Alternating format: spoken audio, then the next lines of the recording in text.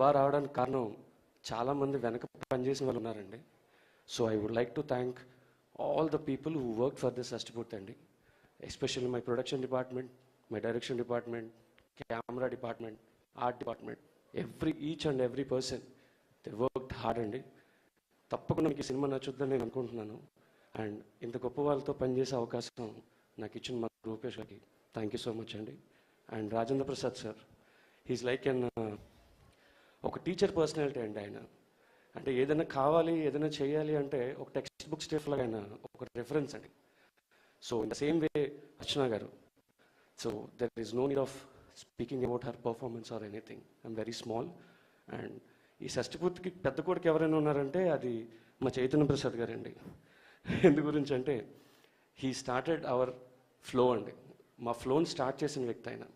So he helped in all ways. And my DOP Ram, I miss you sir, you are not here. And Thota sir, I love you. Raja sir, no words sir, you are amazing. ఈ contribution షష్టిపూర్తిని జనాలకి ఎప్పుడు గుర్తుండిపోతుందని నేను అనుకుంటున్నానండి. And thank you so much అండి. Thank you. Please do watch film on 30th this month. Thank you and thank you so much and all the very best and advance congratulations for షష్టిపూర్తి.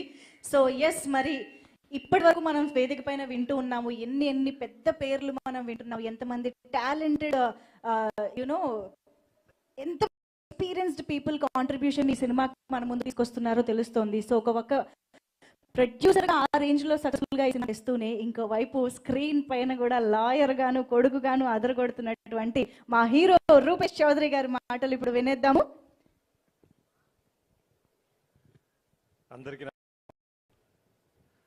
మమ్మల్ని bless చేయడానికి వచ్చిన పెద్దలకి, ప్రముఖులకి, press వాళ్ళకి, ప్రతి ఒక్కరికి పేరు పేరున్న హృదయపూర్వక నమస్కారాలు. ముఖ్యంగా రామ్మోహన్ రావు గారు, ప్రసాద్ గారు, thank you so much sir. మీరు మమ్మల్ని చాలా బ్లెస్ చేయడానికి ఇక్కడి వరకు వచ్చారు. Thanks for that. ఈ సినిమాలో చాలా పెద్ద గొప్ప టెక్నీషియన్స్ ఉన్నారండి, అది మీకు కనిపిస్తుంది అక్కడ. ఆ టెక్నీషియన్స్ మంజుష గారు చెప్పినట్టు నాది కాదండి, ఏదైనా అది క్రెడిట్ నాది కాదు. డైరెక్టర్ గారు రాసుకున్నారు అంత మంచి కథ, అంత అద్భుతమైన కథ నా దగ్గరికి రావడం అది నా అదృష్టం. కానీ అందరూ వచ్చింది కథని నమ్మి. సో ఆ క్రెడిట్స్ ఎవరి క్రెడిట్స్ వాళ్ళ దగ్గర ఉంటాయి. అండ్ ముఖ్యంగా డైరెక్టర్ గారికి ఆ క్రెడిట్స్ వెళ్తాయి.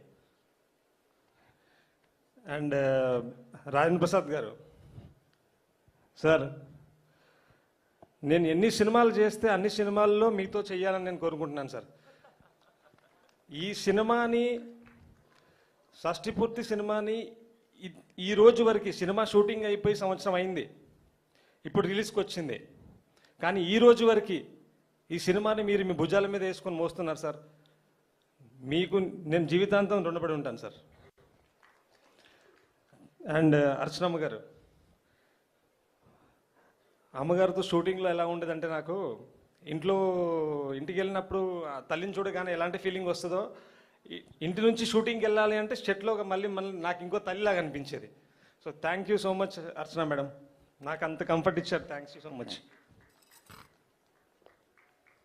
అండ్ మన బ్యూటిఫుల్ ఆకాంక్ష గారు, పెద్ద హీరోలతో సినిమాలు చేసిన తర్వాత కూడా ఒక కొత్త హీరోతో సినిమాలు చేయాలి అంటే హీరోయిన్స్ చాలా ఆలోచించి స్టెప్ తీసుకుంటారు. కానీ అలాంటి ఆలోచన లేకుండా వీళ్ళు కొత్తోడా పాతోడని కాకుండా అందరూ కథని నమ్మినట్టు ఆవిడ కూడా కథని నమ్మి నాతో నా పక్కన చేయడానికి ఒప్పుకున్నందుకు చాలా thank you Akankshaji. And CP sir, నేను డైరెక్టర్ గారు ఎన్నో నెలలు కష్టపడ్డాము, ఎంతో చేసాము. కానీ ఆ కథని నేను నమ్మిన దాని తర్వాత ఆ కథకి మీరు హెల్ప్ అయింది, మీ తోడు ఎంతవరకు తీసుకొచ్చిందంటే అది ఈరోజు ట్రైలర్ లాంచ్కి అండ్ రేపు సినిమా చూస్తారు మీరు. Thank you so much sir. Me support లేకపోయి ఉండుంటే మేము ఇక్కడి వరకు వచ్చేవాళ్ళం కాదు. సపోర్ట్ సరే, నువ్వు ఎన్ని కోట్లు పెట్టావో సినిమాకి నాకు తెలుసు. అది లేకపోతే ఏ సపోర్ట్ ఏం చేయలేదు.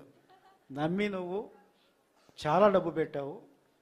ఎంతనది నేను చెప్పను, ఇది పెద్ద సినిమా మాత్రం చెప్పగలను సార్.